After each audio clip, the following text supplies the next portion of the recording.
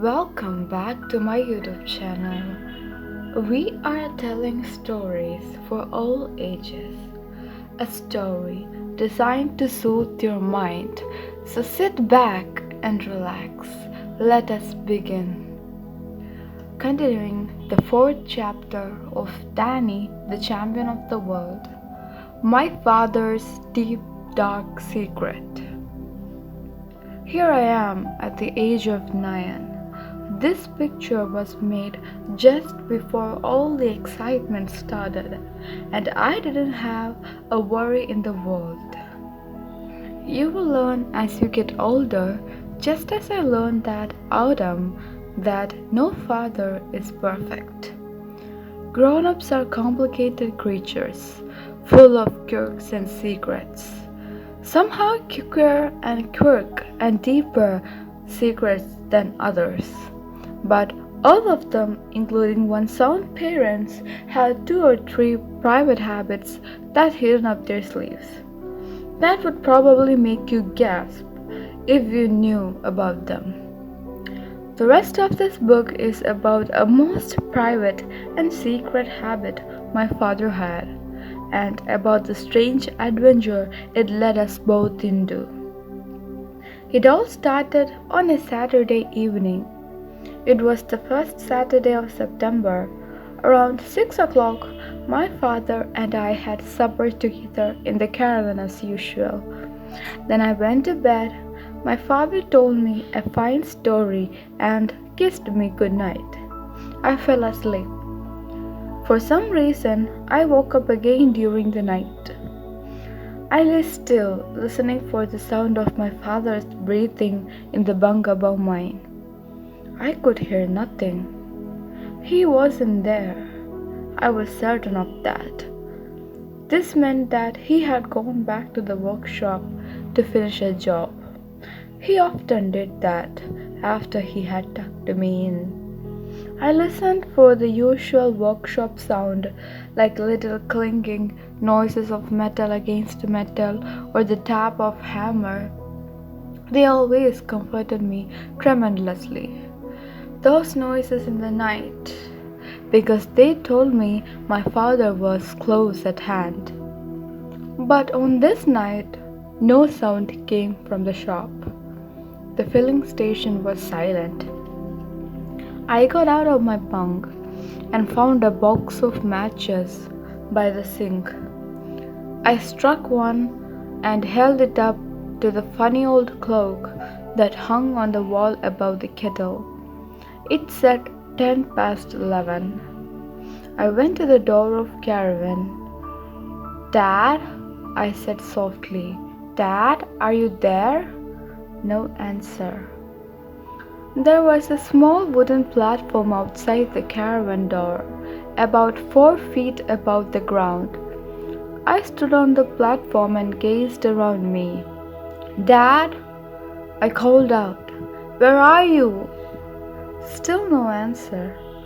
In pajamas and bare feet, I went down the caravan step and crossed over to the workshop. I switched on the light. The old car we had been working on through the day was still there, but not my father. I have already told you he did not have a car on his own, so there's no question of his going for a drive. He wouldn't have done that anyway. I'm sure he would never willingly have left me alone in the filling station at night. In which case, I thought he must have fainted suddenly from some awful illness or fallen down or banged his head. I would need a light if I was going to find him. I took the torch from the bench in the workshop. I looked in the office. I went around and searched behind the office and behind the workshop. I ran down the field to the lavatory. It was empty. "Dad!" I shouted in the darkness. "Dad, where are you?" I ran back to the caravan. I shone the light into his bunk to make absolutely sure he wasn't there. He wasn't in his bunk. I stood in the dark caravan, and for the first time in my life, I felt a touch of panic. The filling station was long away from the nearest farmhouse. I took the blanket from my bunk and put it around my shoulders. Then I went out the caravan door. I sat on the platform with my feet on the top step of the ladder. There was a new moon in the sky across the road. The big field lay pale and deserted in the moonlight. The silence was deadly. I don't know how long I sat there. It may have been 1 hour. It could be 2, but I never dozed off. I wanted to keep listening all the time. I listened very carefully. I might hear something that would tell me where he was.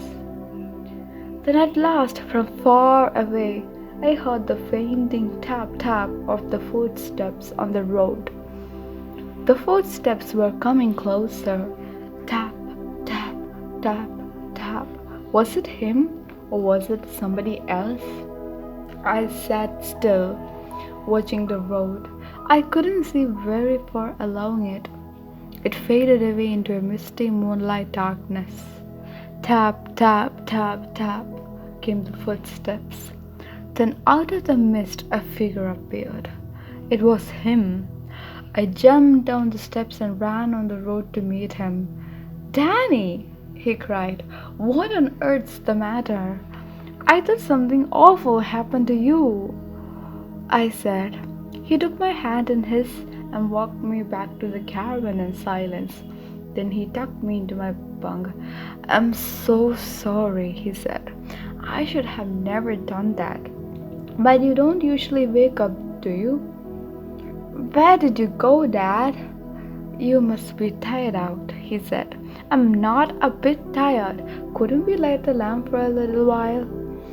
My father put a match to the wick of the lamp hanging from the ceiling, and a little yellow flame sprang up and filled the inside of the caravan with pale light.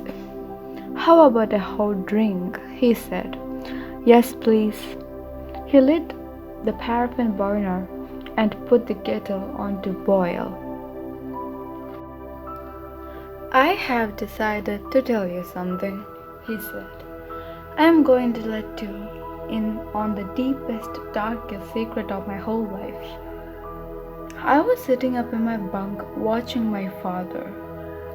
"You asked me where I had been," he said. "The truth is, I was up in Hazelwood." "Hazelwood?" I cried. "That's miles away." 6 miles and a half, my father said. "I know I shouldn't have gone, and I'm very, very sorry about it. But I had such a powerful yearning." His voice trailed away into nothingness. "But why would you want to go all the way up to Hazelwood?" I asked. He spooned cocoa powder and sugar into 2 mugs, doing it very slowly and leveling each spoonful as though he were measuring medicine. "Do you know what is meant by poaching?" he asked. "Poaching? Not really, no. It means going up into the woods in the dead of night and coming back with something for the pot. Poachers in the places poach all sort of different things, but around here it's always peasants." "You mean stealing them?" I said, aghast. "We don't look at it that way," my father said. "Poaching is an art. A great poacher is a great artist." "Is that actually what you were doing in Hazelwood, Dad? Poaching peasants?" "I was practicing the art," he said. "The art of poaching." I was shocked. My own father, a thief? This gentle, lovely man? I couldn't believe he would go creeping into the woods at night to pinch valuable birds belonging to somebody else. "The kettle's boiling," I said. "Ah, so it is." He poured the water into the mugs and brought mine over to me. Then he fetched his own and sat with me at the end of my bunk. Your granddad, he said, my own dad, was a magnificent and a splendiferous poacher. It was he who taught me all about it. I got the poaching fever from him. When I was 10 years old, I never lost it since. Mind you, in those days, just about every man in our village was out in the woods at night poaching peasants. And they did it not only because they loved the sport and because they needed food for their families. When I was a boy, times were bad for a lot of people in England. There was very little work to be had anywhere, and some families were literally starving.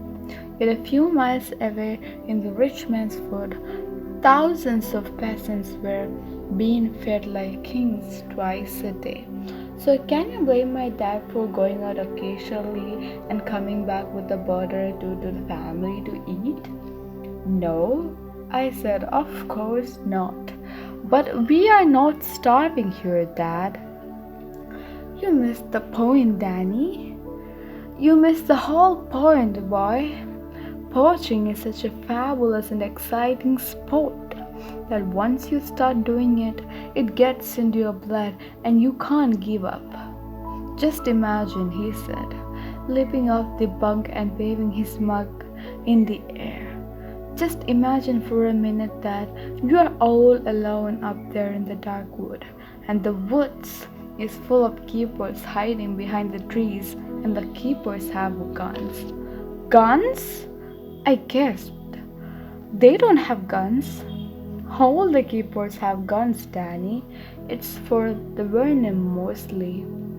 The foxes and the stoats and the weasels who go after the peasants, but they'll always take a pot at a poacher, too, if they spot him.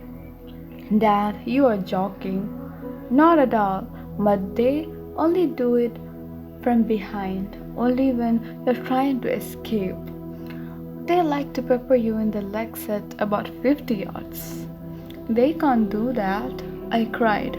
They could go to prison for shooting someone. You could go to prison for poaching, my father said. There was a glint and a sparkle in his eyes now that I had never seen before. Many the nights when I was a boy, Danny, I gone into the kitchen and seen my old dad laying down face on the table and my mom standing over him digging the gunshot pellets out of his backside with a potato knife. It's not true, I said, starting to laugh. You don't believe me? Yes, I believe you. Towards the end, he was so covered in tiny little white scars. He looked exactly like it was snowing. I don't know why I'm laughing, I said. It's not funny, it's horrible. Poacher's bottom, they used to call it, my father said.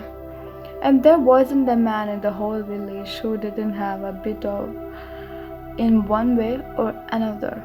But my dad was the champion. How's the cocoa? Fine, thank you. If you're hungry, we could have a midnight feast, he said. Could we, Dad? Of course.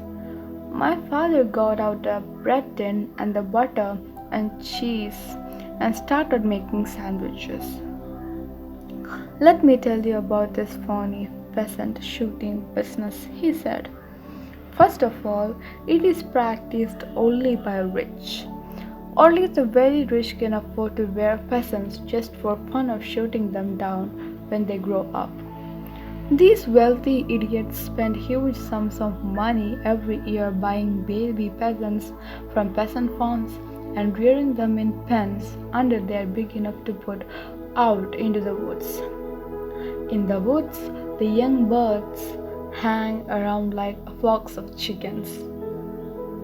They are guarded by keepers and fed twice a day. on the best corn until they're so fat they can hardly fly. Then beaters are hired who walk around the woods clapping their hands and making as much noises as they can to drive the half-tamed peasants towards the half-baked men and their guns. After that, it's bang, bang, bang,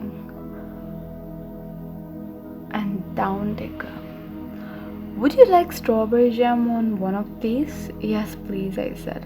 One jam and one cheese. But Dad, what?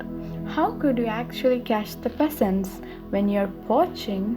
Do you have a gun hidden away up there? A gun? A gun? He cried disgust. A real poacher don't shoot peasants. Danny, didn't you know that you only got to fire a cap pistol up into those woods and the keepers will be on you? Then how do you do it? Ah, my father said, and the eyelids dropped over the eyes, veiled and secretive. He spread strawberry jam thickly on the piece of bread, taking his time. These things are big secrets, he said. Very big secrets indeed.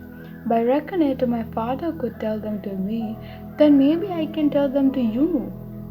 Would you like me to do that? Yes, I said. Tell me now. The 4th chapter is ended here. Tune in for more and please support us by liking our channel, subscribing it and sharing it. Thank you very much.